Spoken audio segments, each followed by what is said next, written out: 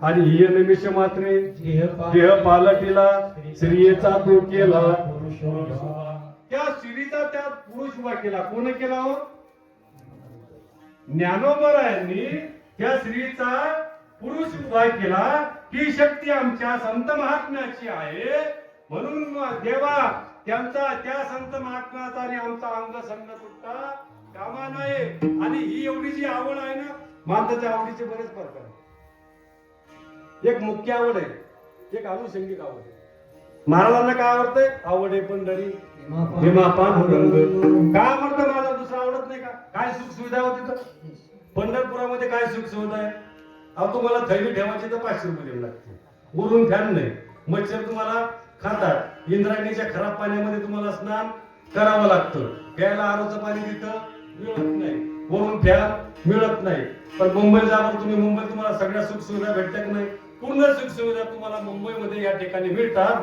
परंतु महाराज असे कोणी म्हणले आवडे मुंबई?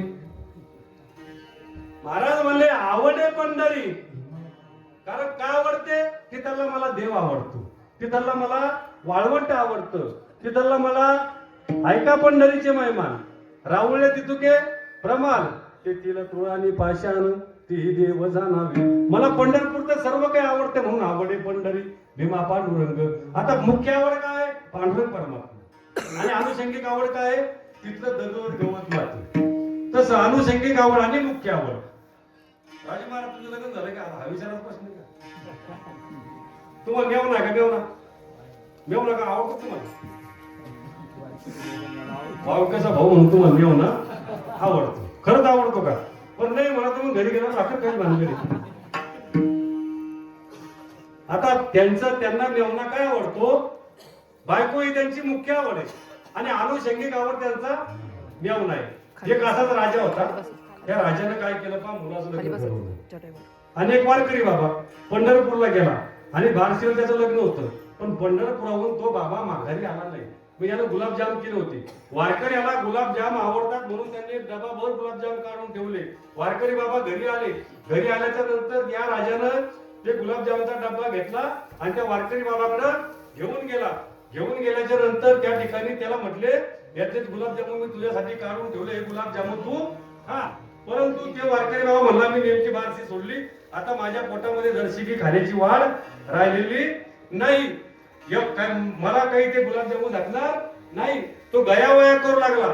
तो राजा म्हणे अरे बाबा मी माझ्या लग्नामध्ये गुलाबजामुन कमी पडले पण माझं तुझ्यावर प्रेम असल्यामुळं मी एक डबाभर गुलाबजाम काढून ठेवले तुझ्यासाठी खायला मी घेऊन आलो. माझ्या मुलीचं लग्न लागून 3 दिवस झाले पण तू लग्नाला नव्हता म्हणून हे जामून मी तुझ्यासाठी आणले.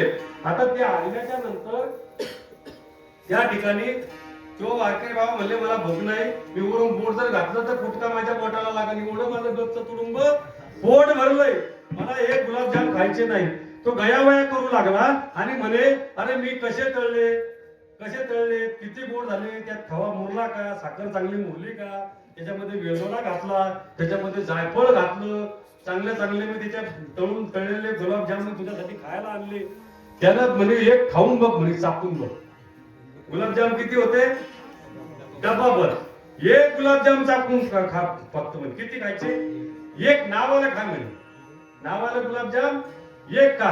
हे वारकऱ्यानं डबा उघडला आणि तो रूप पाहता लोचेनी असं सुंदर असणार ते रूप कशाचं? गुलाबजाम. आपल्या महाराज लोकांना आवडतं, लय आवडते महाराज लोकांना. राज महाराज आमचे तर 60 गुलाबजाम खाणारे माणसं. एखादा अजिबात पोट नाही बरं का, म्हणजे 60 गुलाबजाम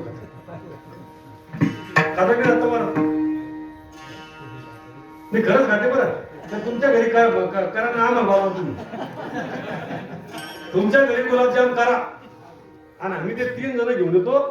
1 किलो खावा देतो, ती काय कशात पुरत नाही. तसा हा वारकरी त्या राजाने सांगितलं एक नावाल का गुलाबजाम. किती काय? एक गुलाबजाम नावाल खाय. एक गुलाबजाम त्यानं नावाल खायला घेतला तर नावाल एक बी ठेवला नाही.